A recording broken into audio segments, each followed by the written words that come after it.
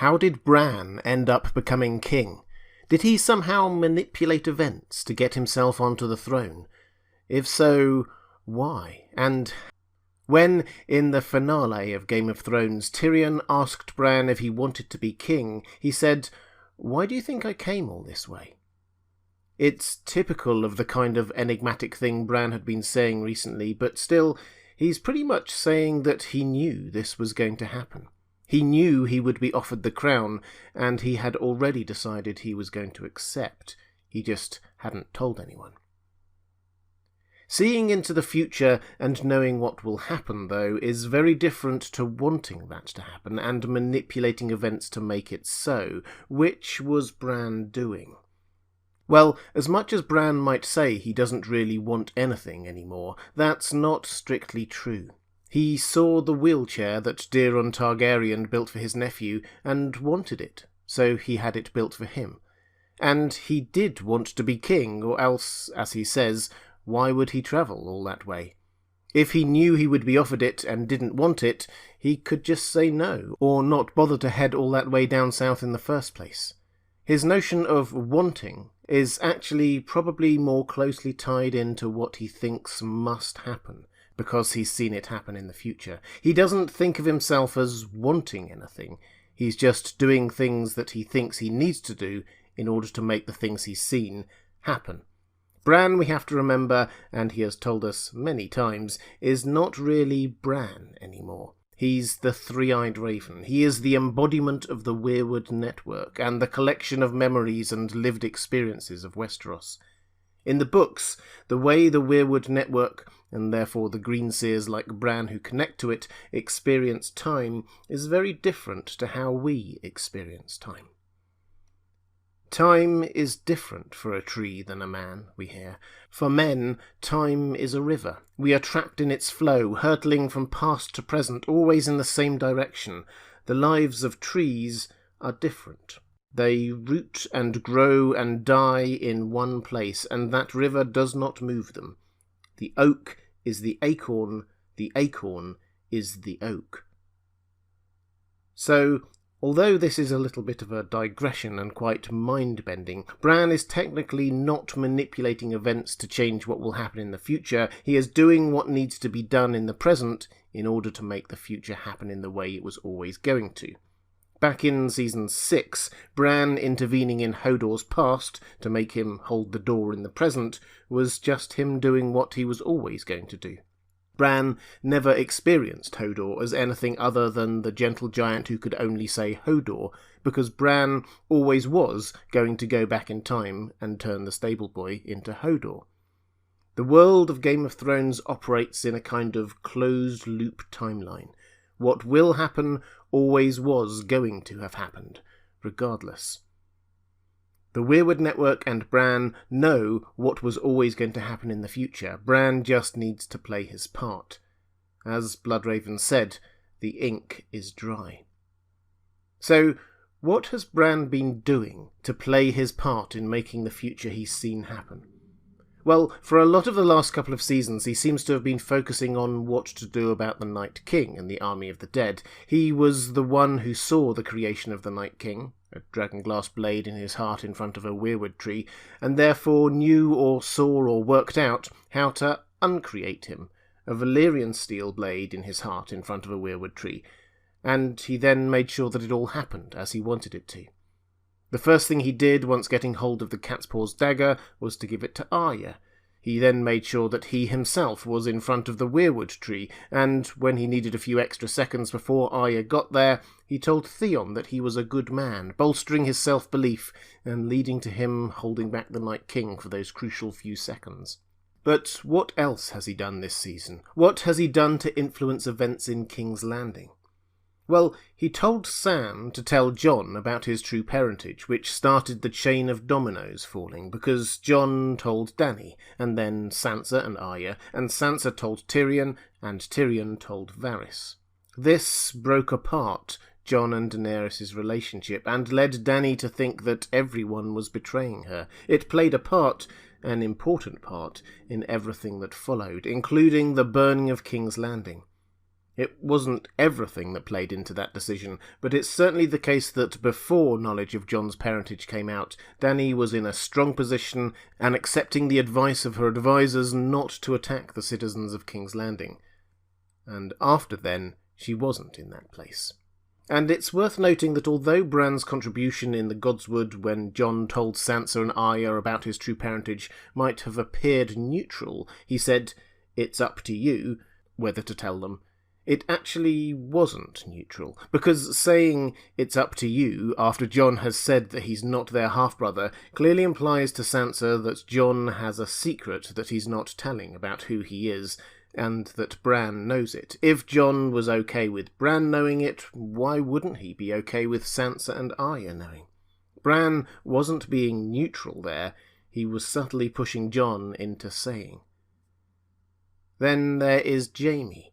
Bran's intervention here was to welcome him to Winterfell, ensuring he came to everyone's attention and therefore got a quick trial, and then didn't tell anyone that Jaime pushed him out of the window back in Season 1. It was this intervention, or lack of an intervention, that probably kept him alive. But why? Well, it doesn't seem to have been anything to do with the battle against the army of the dead. Jaime played his part in keeping back the hordes of whites, to be sure, but I don't think anyone could say that he was pivotal in the real battle to kill the Night King. But he did play an unintentional role later when it came to deciding who would be king down in King's Landing. It was his capture later by Daenerys' forces that was the thing that finally made Tyrion turn against Daenerys and free Jaime. It's what made Dany put Tyrion in prison. And Tyrion did two really, really important times in his time in prison. First, he was the person who changed Jon's mind, persuading him to kill Dany. It was a long conversation, and I won't go into details here, but Tyrion basically used Jon's love of his family, his sisters, and persuaded him that the only way to protect them was to kill Dany. So Bran indirectly ensured that Tyrion would be put in prison. The first thing he did was to get Jon to kill Daenerys, the person in possession of the throne, and the second thing Tyrion did was lots of thinking, and came to the conclusion that Bran should be made king in her place. But you might say Bran hadn't seen Tyrion for months at that point, and he didn't say a thing in the Great Council before Tyrion started his little speech. How could he have possibly influenced Tyrion to decide to back him for the crown? Well, let's go back to the two really important, but quite overlooked interactions Bran had with Tyrion up in Winterfell. The first was when Bran told Tyrion his story. It was a cause of much curiosity for me that no one had seemingly asked Bran what had been going on with him to turn him into this three-eyed raven, at least not on camera. With retrospect, this was probably just the showrunners trying to get us to focus on this one occurrence when Bran does tell his story. He told Tyrion. And Tyrion seems to have come to the conclusion that the new monarch had to have a good backstory to help with, well, propaganda, to be honest. So Bran made sure that his story was uppermost in Tyrion's mind while he was thinking things over. And the second time Bran and Tyrion conversed, Tyrion suggested that Bran should be Lord of Winterfell, a powerful role, and Bran dropped in that he didn't want it because he doesn't really want anything anymore.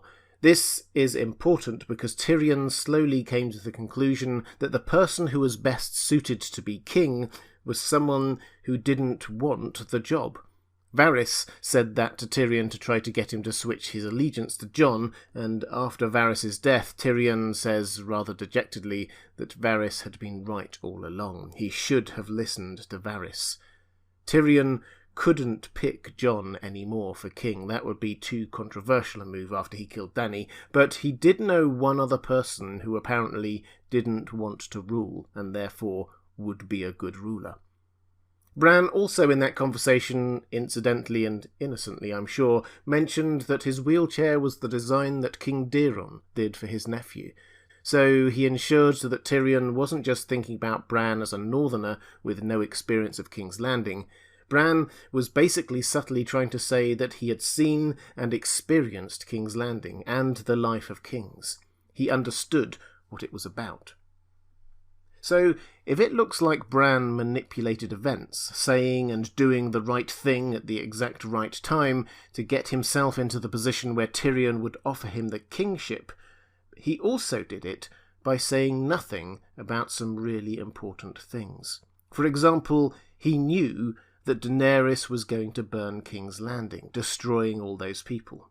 The image of a dragon, Drogon, flying over King's Landing was one of the visions he saw a few seasons back when he was being dragged out of Bloodraven's cave. He saw it, he knew it would happen, and he did nothing to stop it.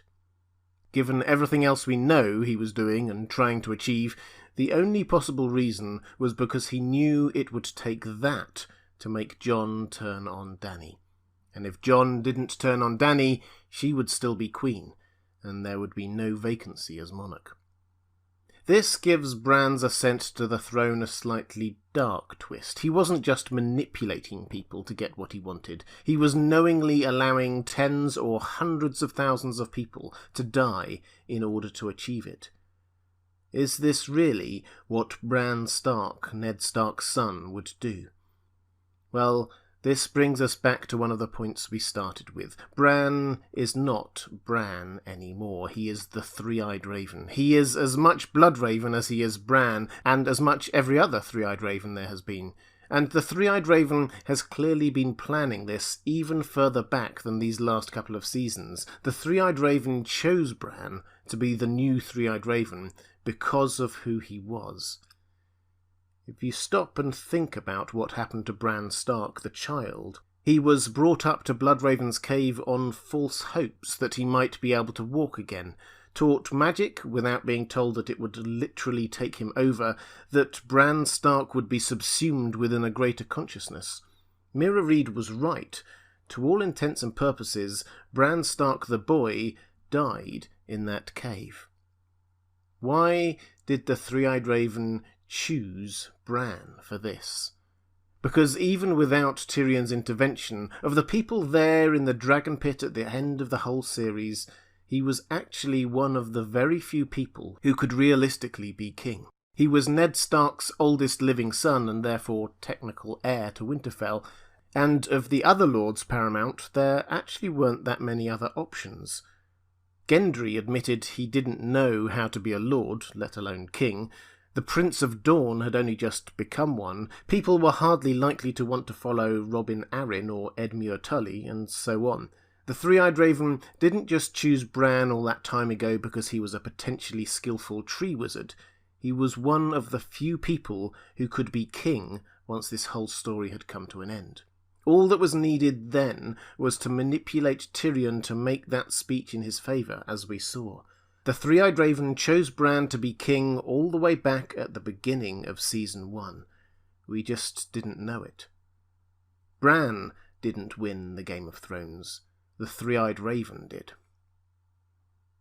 Even though Game of Thrones has finished, In Deep Geek will keep on going and expand out into new content.